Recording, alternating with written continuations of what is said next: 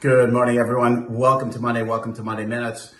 First and foremost, very, very tragic, unfortunate circumstances over the weekend. Thoughts and prayers out to the country and the people of Israel as this very dynamic and unfortunate situation continues to unfold on the ground. From a humanitarian perspective, very clear, the implications here.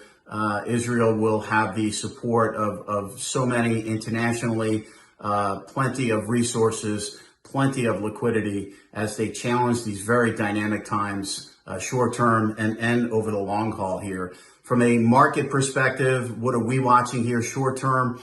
Bond market closed. Implications will be for rates to open on the lower side.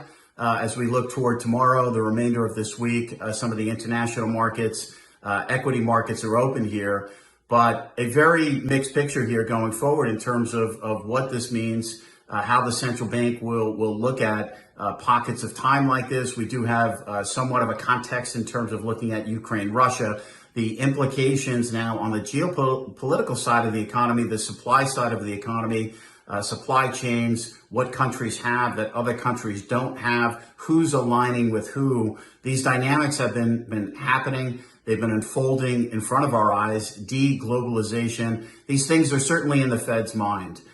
Short term, most of what the Fed has been watching, the move in long-term rates, they've implicated that in terms of the tightening of financial conditions, perhaps the need for them to do less with regard to the official policy rate if longer end rates remain on the restrictive side, which when looking at 10-year real yields at 250, certainly now we are moving into that sufficiently restrictive area. Short term for us, very close eye here, and certainly with regard to Fed policy, central bank policy, we will be watching the price of oil, which has been moving higher, irrespective of the situation that we had over the weekend. Spike in gold, less concerned about the move in gold, although the move short term does look rational. And we'll be watching the dollar in terms of flight to quality within this pocket of time. A move higher in the dollar, interest rates remaining on the slightly higher side, and potential implications of a risk-off pocket would indicate a further tightening of financial conditions.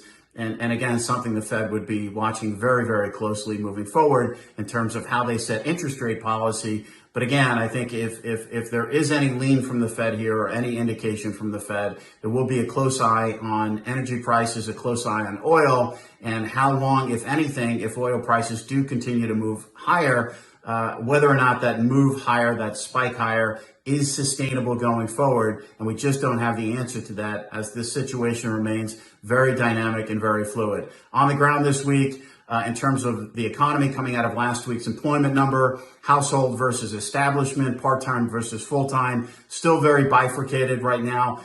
Net, bigger picture, it doesn't really change the equation all that much. Friday's number for the Fed, it does keep the heat on, I think, for higher for longer. But this week on the ground, we'll be watching PPI, certainly CPI, and we do get a look at the Fed minutes from the FOMC meeting in September.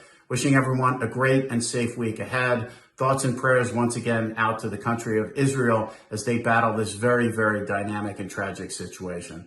I'm Greg Faranello. I'm head of U.S. rates for AmeriVet Securities.